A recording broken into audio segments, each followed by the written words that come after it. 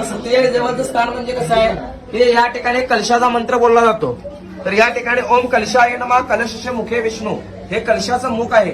याच्या मुखामध्ये विष्णूंचं स्थान आहे. कंठे रुद्र, कंठ म्हणजे गळा, गळ्यामध्ये रुद्र आहेत म्हणजे शंकर आहेत. ब्रह्मामध्ये मातृगण स्मृता, मातृ म्हणजे आई आणि गण म्हणजे गोतावळा. गोतावळा म्हणजे पै पाहुणे. जशी आपल्याला आपली आई आहे, आपल्या आईला जसा गोतावळा आहे तसाच या ठिकाणी त्या कुलस्वामिनीला तिला गोतावळा आहे. मग तिचा नातेवाईक म्हणजे नातेवाईक म्हणजे काय, तिच्या बहिणी आणि तिचे भाऊ.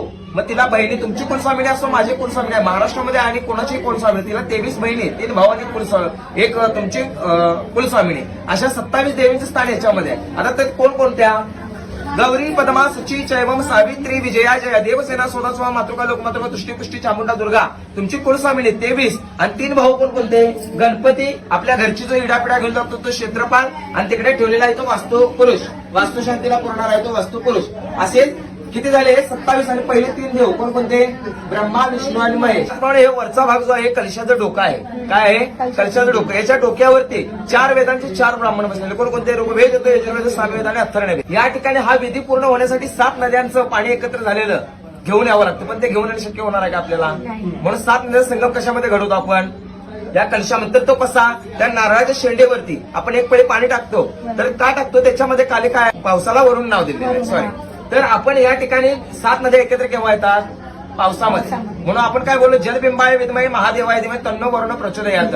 आणि 7 नद्यांच्या नावाचा उच्चार करतो, गंगे चैमिनी गोदावरी सरस्वती नर्मदे कावेरी आणि सिंधू. मग 7 नद्यांचा संगम कशामध्ये घडलेला आहे, म्हणजे आपली पूजा पूर्ण होते. नारळाच्या शेंडेवर आपले 6 आशीर्वाद आहेत. किती, 6 आशीर्वाद. कोणकोणते, आपल्या 9 महिने 9 दिवस पोटामध्ये कोण वाढवतं, आई, म्हणून आईचा आशीर्वाद आहे. मातृदेवो भव, आपल्या पालन पोषण कोण करतं, वडील, म्हणून वडिलांचा आशीर्वाद आहे. पितृदेवो भव, आचार्य देवो भव, आपल्याला ज्ञान कोण देतात, गुरुजी, म्हणून त्यांचा आशीर्वाद आहे. त्यानंतर सर्वेभ्य देवेभ्यो नमः, अतिथी देवो भव, म्हणजे मदतीला कोण येतात, पाहुणे, म्हणून त्यांचा आशीर्वाद. त्यानंतर आपण एखाद्या संकटामध्ये सापडलो त्यावेळेला कोणाचा धावा करतो, सगळ्या देवांचा, म्हणून त्या ठिकाणी सगळ्या देवांचे आशीर्वाद आहेत. तुमच्या घरी लग्न असेल, सत्यनारायणची पूजा असेल, त्यावेळेला पूजेचा मध्यस्थ कोणाला ठेवताय, ब्राह्मणांना, म्हणून सगळ्या ब्राह्मणांचे आशीर्वाद आहेत. समजलं. मग असा कलश आपल्या मंदिरामध्ये असावा की नसावा, म्हणून हे या ठिकाणी कलशाचं पूजन केलं जातं. म्हणजे विष्णूंच्या पायामध्ये जे